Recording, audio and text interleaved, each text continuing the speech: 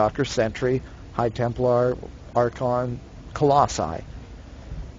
The difference in Protoss is you're probably going to want a higher number of Colossi and these higher tech units than in other matchups, because you get to a critical mass where your opponent can't really deal with them.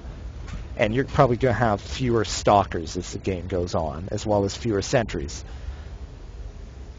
But the overall composition is relatively similar. So here we would have wanted to see storms raining down on this army. Archons would have helped tank. Now you'll see I didn't mention Immortals. I didn't mention, or any air units. Immortals, definitely nice to have in the composition. Void Rays, very nice to have in the composition. So they're helpful, but they don't need to be a primary focus. Immortals are more of a transition unit that you get before Colossi to help you hold any pushes and expand. Void Rays are more of a harass unit that, again, help you hold early game and expand and maybe do a little damage in terms of harass.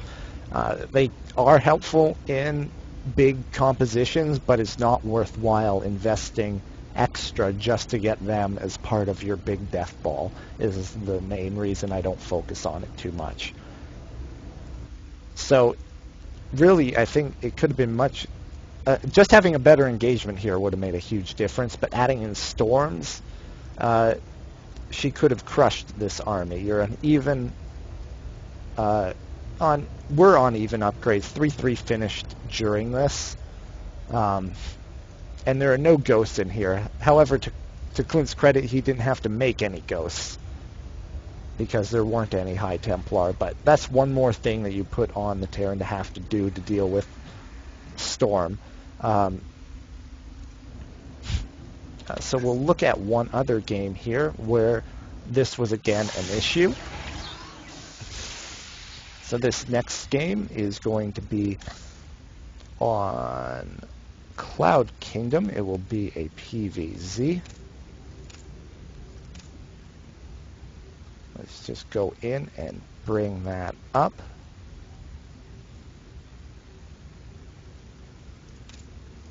Let me just find the game. This is it.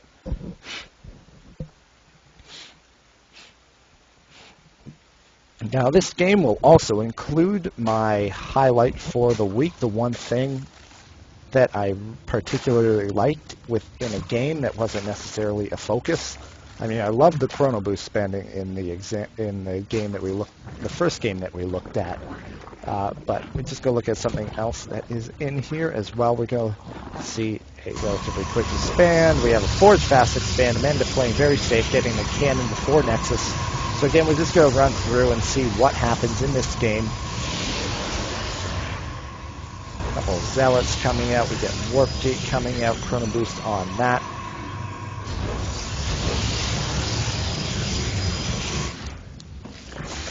No quick third as of yet out of the Zerg. That is really late. So the Chrono Boost on the Warp Gate is valid given that. I don't think Amanda actually had vision, but knowing that that wasn't there, it's safe to do that. We see engagements here.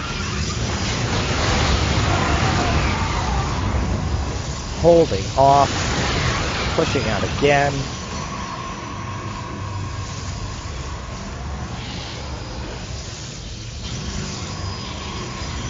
Going to be getting that third up and running, so that's very good. Guys attacking in, but it does not work out, and now walls off.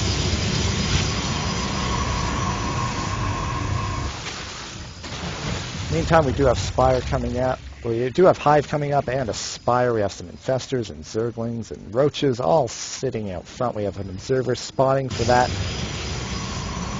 Got a big ground army here out of Protoss. Now nearing max, moves out as maxes, but we do have Broodlords on the field.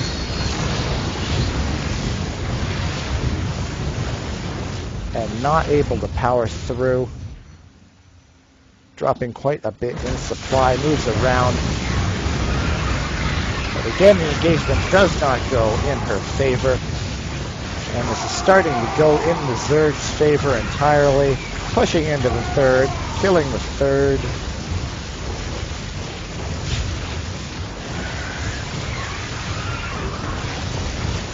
Tries getting out some Phoenixes, but that doesn't do the job, and there's a GG. So what happened there? Well, first we're going to look at what I particularly liked in the game from her play. If we move out here,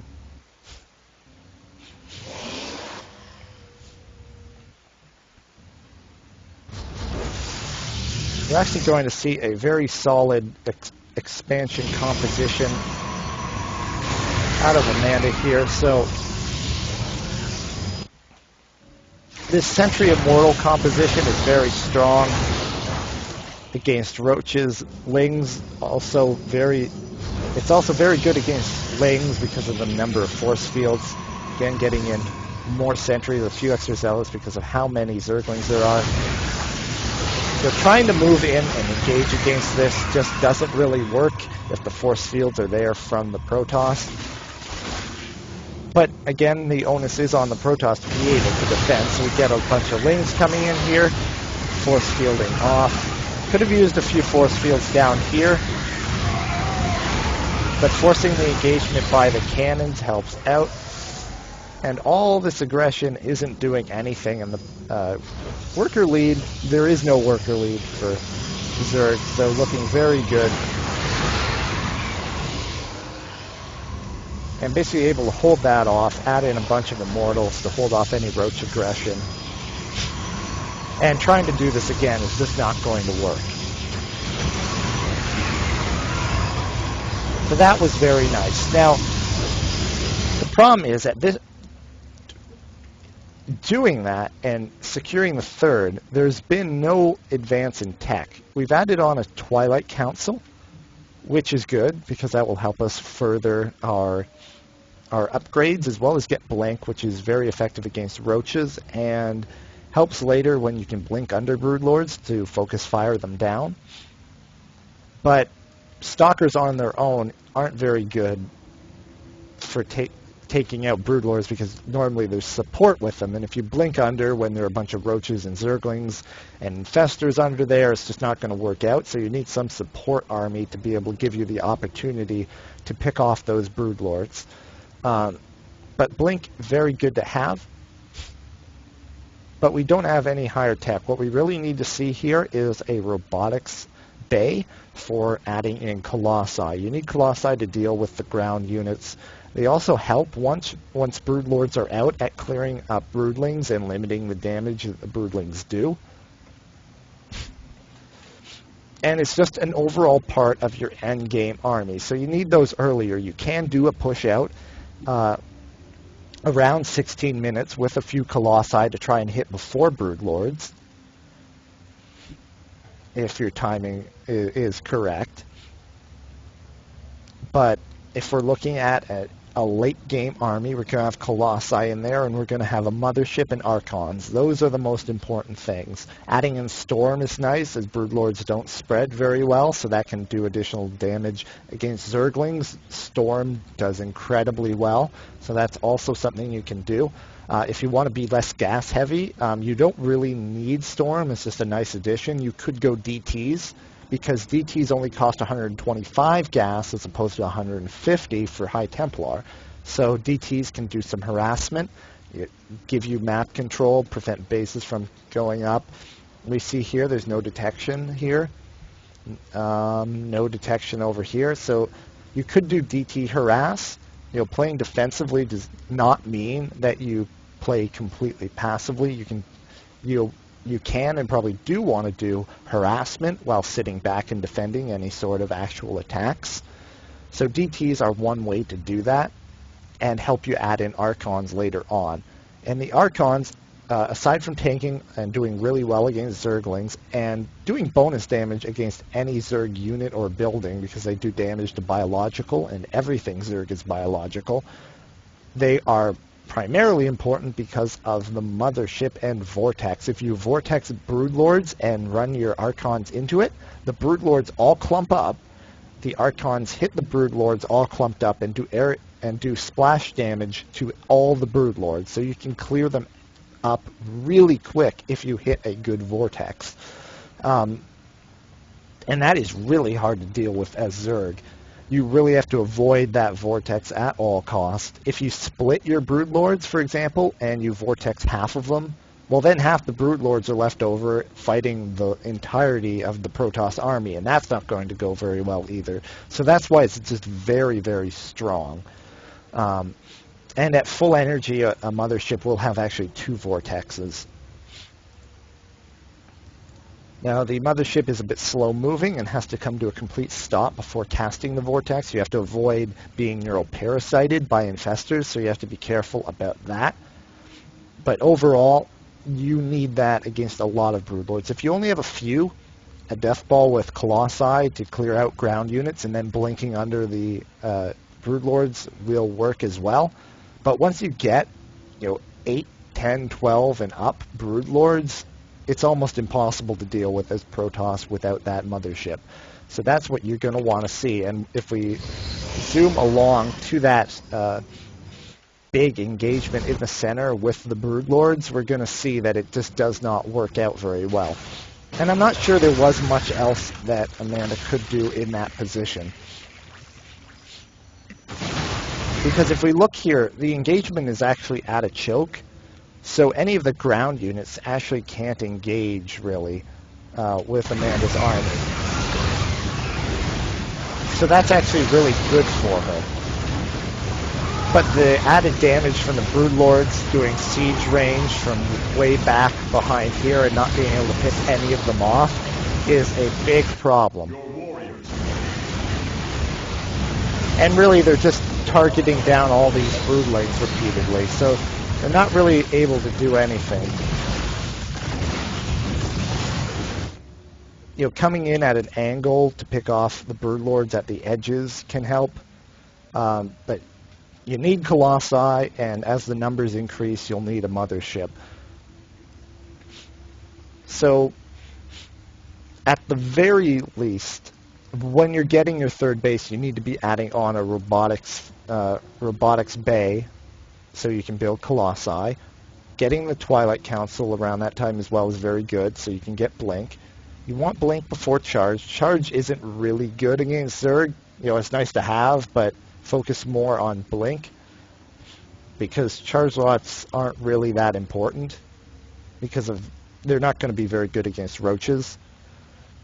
And they don't shoot up, so when the endgame is going into Broodlords most often, then it's not going to work out. But you need that robotics bay, and you also need to be getting a Stargate a bit later on, so you can get that, get the fleet beacon, so you can get the mothership. So the push out, if you're getting Colossi at a good time, would be like 3 Colossi at 16 minutes. So the end game, full mothership composition would be around 20 minutes. So those are some benchmarks to consider. If you're not hitting that, don't be too worried about that. Just make sure you have the good composition. Now, another way you can look at harassment, you don't have to just sit back, is as I mentioned, all of these parts of the Death Ball, you'll notice that's a lot of gas, which is why we have 3 bays, but still a lot of gas. So you're going to have extra minerals. You're most often going to have extra minerals, so you can actually use Zealots for harassment, a Warp Prism as well. Just going around sending in Zealots, they don't cost you much because you just need more gas, but disrupting the Zerg economy, forcing multitasking, all those things, potentially picking off tech structures. Like if you had a Warp Prism here, there are no spine crawlers. If you picked off a Greater Spire, that would be huge. No more Broodlords. So that kind of thing can really help out as you move towards that very gas-heavy endgame Death Ball composition. Now we're going to look at the example game that I have for applying that. Now it is a PvP, which actually reminds me, before I forget anything else, we're actually going to look at some statistics from Amanda. We're first going to look at, the first episode was on June 4th. So we're going to start from June 3rd and go back for all the games in May and look at the statistics that we were working on. Amanda was 36